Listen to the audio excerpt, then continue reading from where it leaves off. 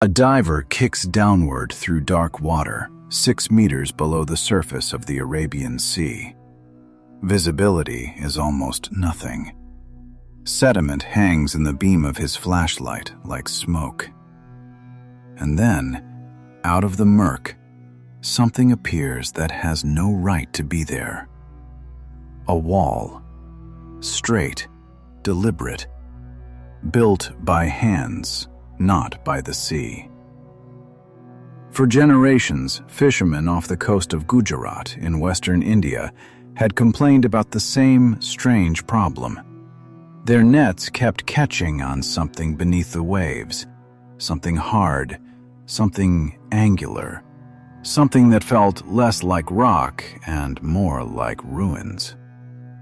Most people ignored them. The sea does strange things to stone.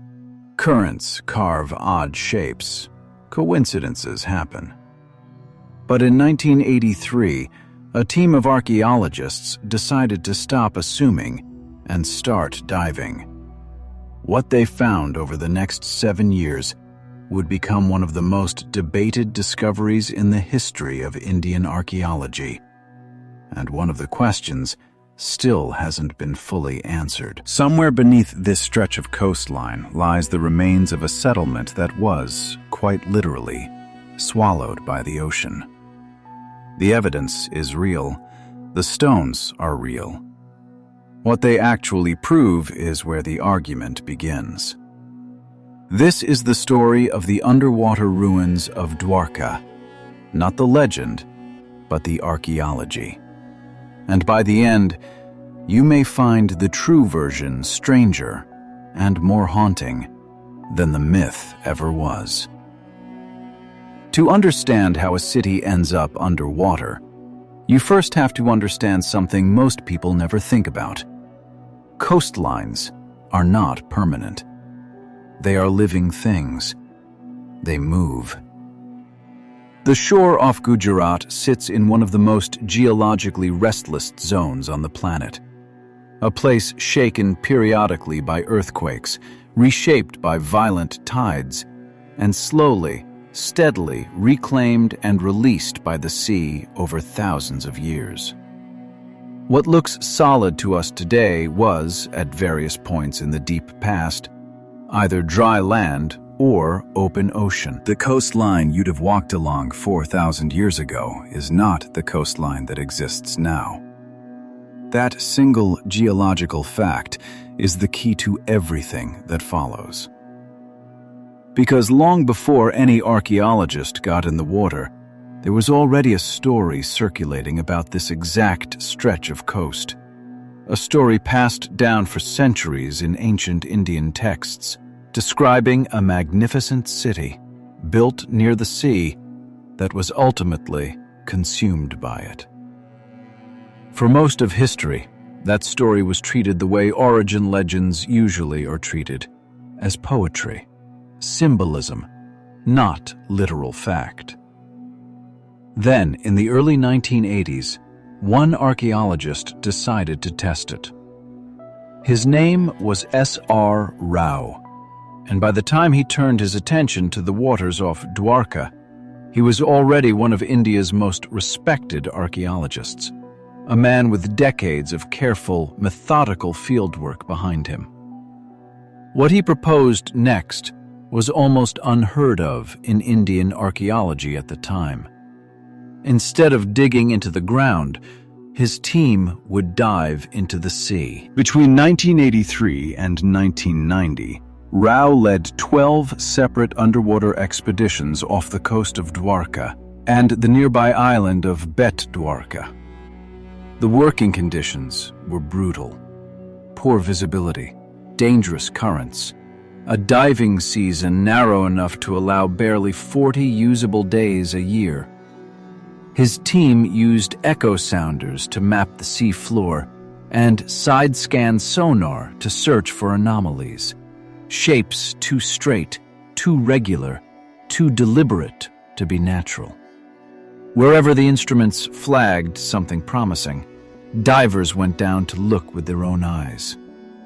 And what they found dive after dive, season after season, was difficult to dismiss. Stone walls, laid out in straight, right-angled lines, the kind of geometry nature rarely produces on its own. What appeared to be the foundations of a fortified settlement. And scattered across the seabed, more than 100 carved stone anchors, the exact kind ancient sailors used to moor their ships, arranged in a pattern that looked less like debris and more like the floor of a working harbor.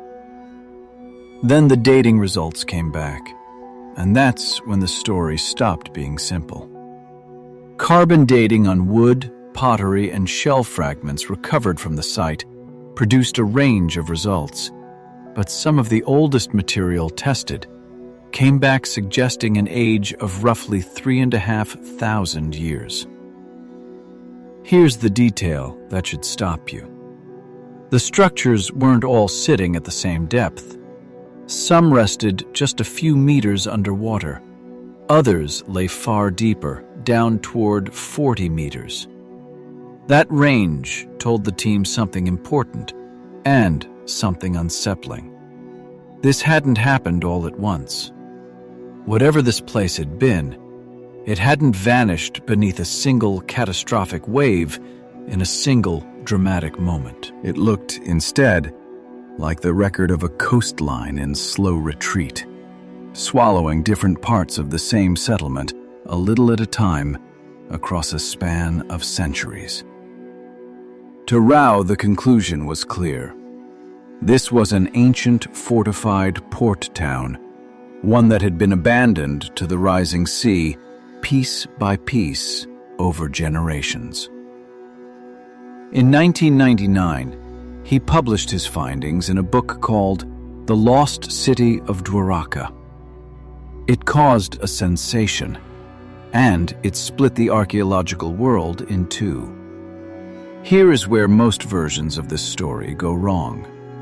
One version leans entirely into legend, claiming that these ruins single-handedly prove the literal, historical existence of a mythic city built by a god king, sunk into the sea the instant he died. It makes for a dramatic headline.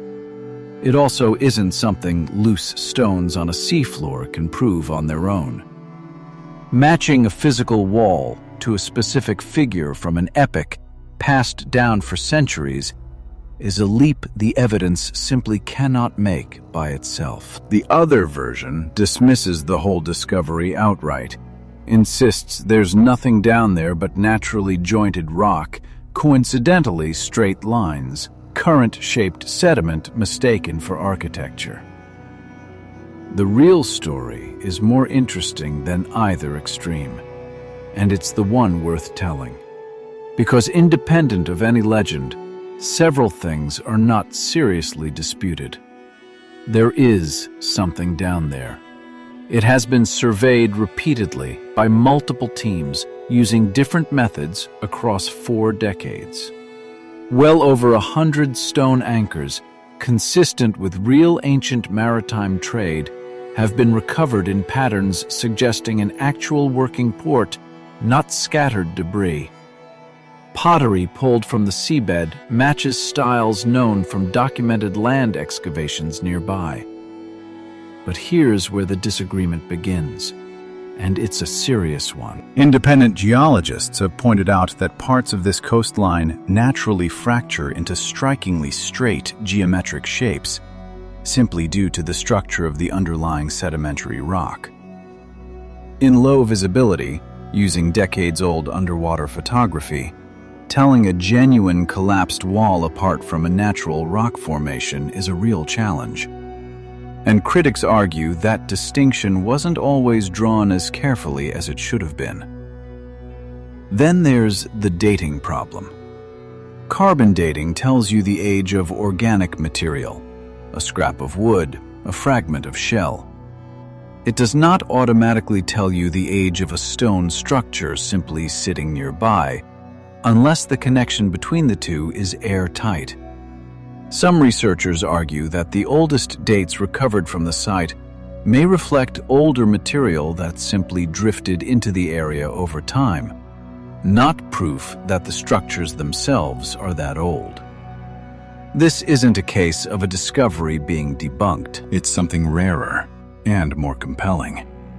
A real discovery whose full meaning is still being fought over by serious scientists using serious methods decades later. And that unresolved tension is exactly what makes this site worth returning to. Now picture the people who might have actually lived there, long before any of this became a mystery for archaeologists to argue about. A coastal town on the western edge of the Indian subcontinent, sometime in the second millennium before our era. This region sat inside a real, thriving maritime trade network. Ships moving across the Arabian Sea, connecting ports from the Persian Gulf to the great river civilizations further east. A settlement here would have lived entirely by the rhythm of tide and wind. Wooden boats roped to heavy carved stone anchors. Metal workers casting tools and weapons in stone molds, the exact kind Rao's team pulled from the seafloor centuries later. Traders carrying goods inland, families building their lives around a harbor that had probably fed and sheltered them for generations. And underneath all of it, a threat no one there could have fully understood. A coastline quietly, invisibly retreating. Sea levels shifting. Land subsiding by fractions of an inch a year. Storms eating away the shoreline a little more with every passing decade. No one in this story wakes up one morning and watches an entire city vanish beneath the waves in an instant. What more likely happened here was slower and, in its own way, sadder. A harbor becoming a little less usable each season. A well turning brackish with salt water. A home abandoned because the ground beneath it had grown unstable. Families moving inland, generation after generation, until the place their grandparents had described was simply gone. That is the human center of this story. Not a single catastrophic flood, but a long, patient surrender to a coastline that refused to hold still. The story, however, wasn't finished, because in January 2007, a new team returned to the site to pick up exactly where Rao's expeditions had left off, and what they found reframed the entire mystery. The Underwater Archaeology Wing of the Archaeological Survey of India began fresh surveys using upgraded equipment and sharper questions. The core finding held up under renewed scrutiny. Real submerged structures exist off the coast of Dwarka and Dwarka at multiple depths, reflecting what looks like a very long period of human use. Some material potentially thousands of years old, other layers reflecting far more recent, well-documented periods of coastal habitation. In other words, this isn't one single lost city, frozen at the exact moment it sank. It looks more like a layered record. A stretch of coastline occupied, abandoned, reclaimed by rising water, and reoccupied again across an almost unimaginable span of time. And that reframes the real question at the heart of this mystery. It was never really, did one legendary city sink overnight?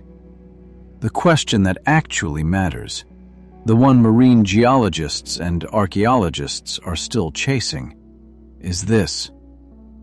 How much of this coastline's ancient human history has already vanished beneath the water?